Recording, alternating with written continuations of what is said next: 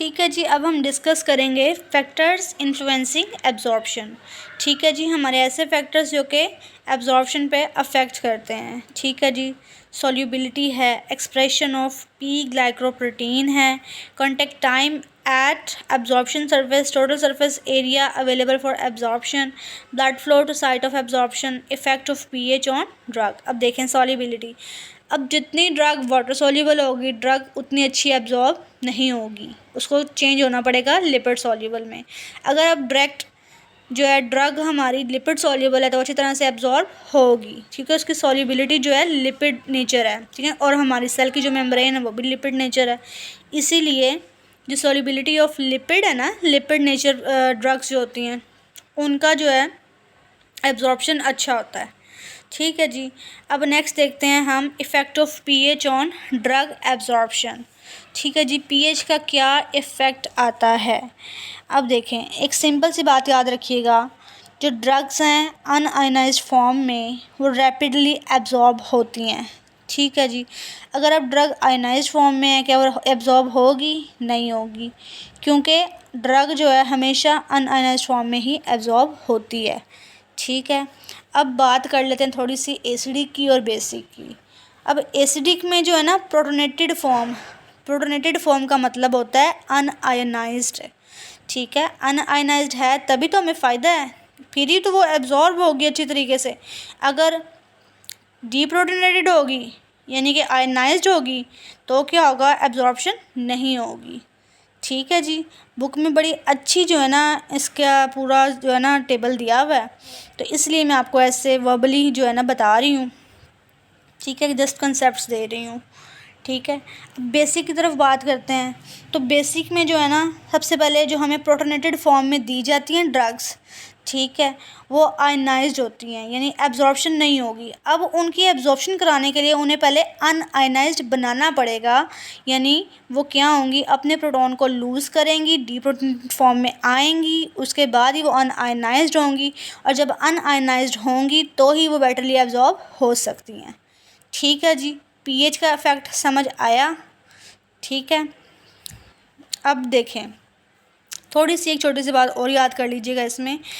अगर के ए जो है ना हमारे पास में बुक में लिखा हुआ है, के ए जो कांस्टेंट है हमारे पास ज़्यादा होगा तो पी के ए की वैल्यू उतनी ही कम होगी। पी के ए क्या है? ठीक है जी, आयनाइजेशन कांस्टेंट को हम कहते हैं जी पी के ए। ठीक है जी, अब देखिएगा ड्रग आयनाइजेशन, ओके, ये चीज़ समझ आ गई है आपको? ठीक है जी, नेक्स्ट चलते हैं blood flow to site of absorption. अब देखें, अब साइट ऑफ एब्जॉर्प्शन पे ब्लड फ्लो जितना ज़्यादा अच्छा होगा ना उतनी ज़्यादा ही अच्छी एब्जॉर्प्शन होगी। फॉर एग्जांपल इंटेस्टाइन की बात करते हैं, as compare to stomach, intestine में ब्लड फ्लो ज़्यादा होता है। ठीक है जी, वहाँ पे ब्लड जो है हमारी ड्रग जो है अच्छे तरीके से एब्जॉर्ब हो सकती है। ठीक है, क्योंकि वहाँ पे ब्लड सप्लाई जो है ज़्यादा है एज़ कम्पेयर टू स्टमक। ठीक है जी, अब टोटल सरफेस नेक्स्ट है जी, total surface area available for absorption. अब जितनी ज़्यादा हमारे पास जगह होगी ना कि यहाँ पे भाई एब्जॉर्प्शन अच्छी तरह हो जाए, जितना ज़्यादा हमारे पास लार्जर सरफेस एरिया होगा उतनी एब्जॉर्प्शन हमारी अच्छी होगी। ठीक है, इसमें हम देख लेते होते हैं इन इंटेस्टाइन जी। ठीक हो गया, समझ आ गया। अब देखिए मैं आपको इस फॉर एग्जांपल एक बात बताती हूँ कि स्टमक है। ठीक है जी, स्टमक है, वहाँ पे ड्रग इतनी अच्छी एब्जॉर्ब नहीं होगी due to acidic medium of HCl। ठीक है, अब बात आती है वहाँ पे इंटेस्टाइन में। ठीक है, अब इंटेस्टाइन में क्या है जी, माइक्रोविल्लाएँ हैं। ठीक है, फिंगर लाइक फोल्डिंग्स होती हैं। ठीक है, जो कि 1000 टाइम्स जो है ना हमारा सरफेस एरिया इंक्रीज़ करती है इंटेस्टाइन का, जिसकी वजह से एब्जॉर्प्शन जो है अच्छी हो जाती है वहाँ पे। ठीक हो गया, ये समझ आ गया। आगे हम देख लेते हैं जी एक्सप्रेशन ऑफ पी ग्लाइकोप्रोटीन। अब पी ग्लाइकोप्रोटीन क्या चीज़ है? ठीक है, ट्रांस मेम्ब्रेन ट्रांसपोर्टर प्रोटीन होती है, जैसे कैरियर प्रोटीन होती है ना, वैसे एक ट्रांसपोर्टर प्रोटीन होती है। इसका काम क्या होता है कि इसने जो है ना ड्रग्स को टिश्यूज़ में लेके जाना होता है। ठीक है, क्या करती है? Transportation of drugs from tissues to blood. ठीक है जी, ट्रांसपोर्टेशन करती है ड्रग्स की टिश्यू से ब्लड में। ठीक हो गया, पी ग्लाइकोप्रोटीन का कंसेप्ट समझ आ गया। अब हमारा पांचों के पांचों जो ये क्लियर हो गए हैं, है ना। तो नेक्स्ट चलते हैं,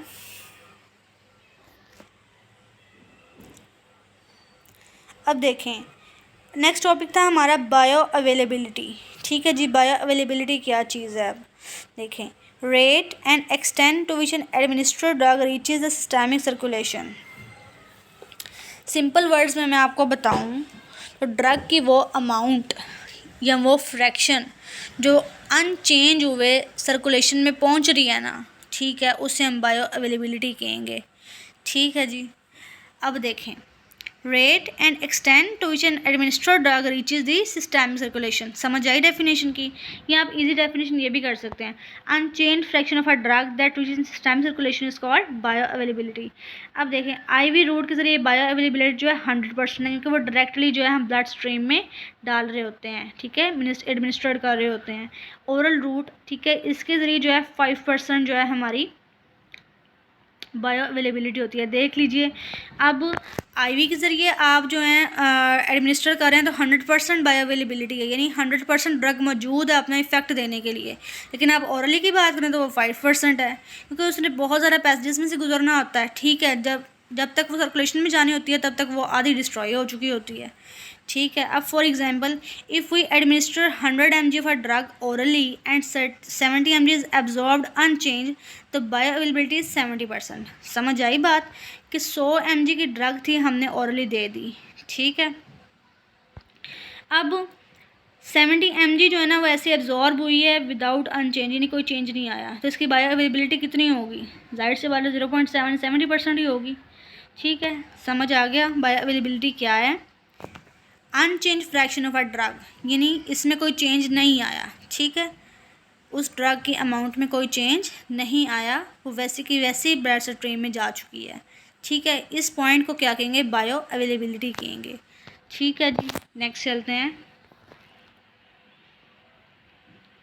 अब नेक्स्ट है जी, हमारे पास क्वेश्चन अराइज होता है हमारा कि बायो अवेलेबिलिटी को डिटर्मिन करना क्यों ज़रूरी है, बायो अवेलेबिलिटी हम क्यों देखते हैं। ठीक है जी, बायो जो अवेलेबिलिटी है ना, ये हमारे लिए बहुत इम्पॉर्टेंट है, क्योंकि हमने डिसाइड करना होता है जी ड्रग डोजेज को, ड्रग फ्रीक्वेंसी को हमने डिसाइड करना होता है। ठीक है जी, अब इस पेशेंट को हमने कितनी डोजेज वाली ड्रग देनी है, कितनी बार कहना जी आप दिन में इतनी बार लें तो आपको इफेक्ट आ जाएगा। तो उस सारे प्रोसेस को ठीक करने के लिए, संभालने के लिए, ठीक है, हम बायो अवेलेबिलिटी डिटर्मिनेशन करते हैं। ठीक है जी, समझ आई कि बायो अवेलेबिलिटी की डिटर्मिनेशन क्यों ज़रूरी है, क्योंकि हम इसे डिटर्मिन करते हैं कि डोजेज फॉर्म कितनी जाएगी। ठीक है, अब फॉर एग्जांपल आप एक पेशेंट को ड्रग दे रहे हैं, ठीक है, जो कि सिस्टमिक में 10% जा रही है। ठीक है, अब 10% में तो काम नहीं होना हमारा, इफेक्ट नहीं आएगा। ठीक है, तो हम पेशेंट को कहेंगे कि दिन में इसको 4 से 5 बार लो, ताकि 40 to 40% तो जाए हमारे ब्लड में, ताकि हमें इफ़ेक्ट मिले। ठीक है, 50%। अगर किसी बंदे को, ठीक है जी, 50% ड्रग जा रही है, ठीक है, सिस्टमिक सर्कुलेशन में पहुंच रही है और 50% डिस्ट्रॉय हो रही है, तो हम कहेंगे जी आप दिन में ये ड्रग जो है 2 बार लेंगे। ठीक है, ताकि इफ़ेक्ट जो है आपका 100% आ सके।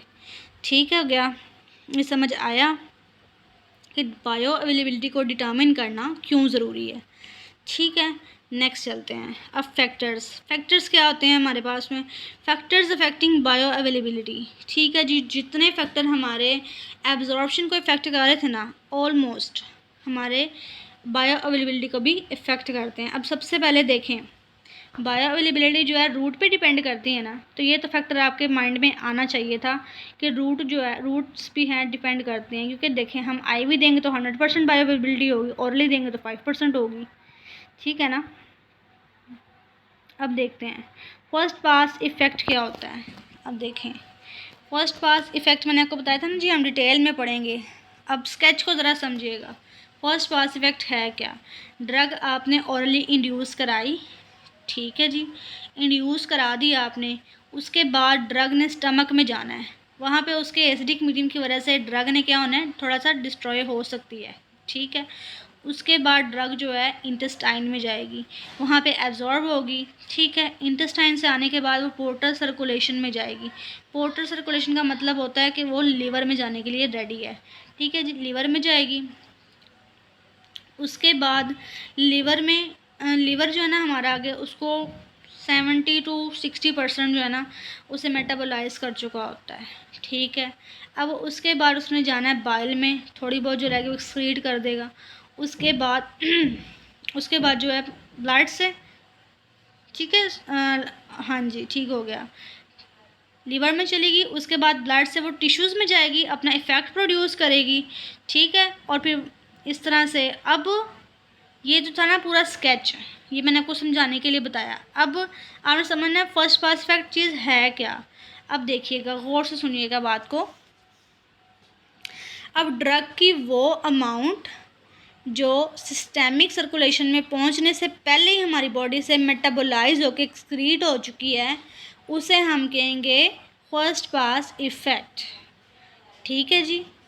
अब देखें, फॉर एग्ज़ाम्पल हमारे पास आपने 100 mg की ब्लड को 100 mg की ड्रग को आपने एडमिनिस्टर किया, ठीक है। अब आपने 100 mg की ड्रग एडमिनिस्टर कर दी, तो ब्लड में पहुंचते पहुंचते वो कितनी रहेगी, 50% रहेगी। अब वो जो 50% रह गई थी, तो बाकी 50% कहाँ गई, वो जो निकल गई मेटाबोलाइज होगी, उससे हम क्या कहेंगे, ठीक है जी, वो सिस्टेमिक सर्कुलेशन में गई नहीं गई। वही ड्रग की अमाउंट जो सिस्टेमिक सर्कुलेशन में नहीं गई, ठीक है जी, वो बॉडी से पहले ही एक्सक्रीट आउट हो चुकी है, मेटाबोलाइज हो चुकी है, उसे क्या कहेंगे, फर्स्ट पास इफ़ेक्ट कहेंगे। ठीक हो गया। I hope first pass effect clear हुआ होगा, मोस्ट स्टूडेंट्स को क्लियर नहीं होता, आई होप क्लियर हुआ होगा अब, ठीक है।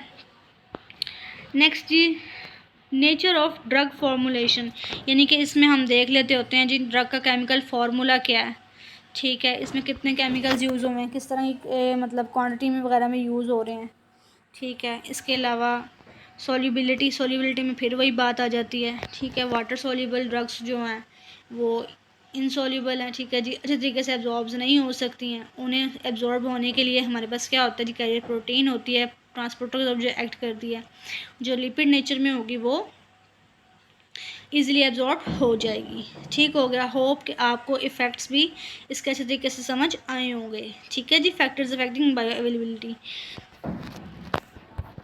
तो जी स्टूडेंट्स, आज का हमारा लेक्चर यहीं पे एंड होता है, ठीक है जी। तो बाकी इंशाल्लाह नेक्स्ट लेक्चर में हम distribution and metabolism and clearance को क्लियर करेंगे, ठीक है इंशाल्लाह।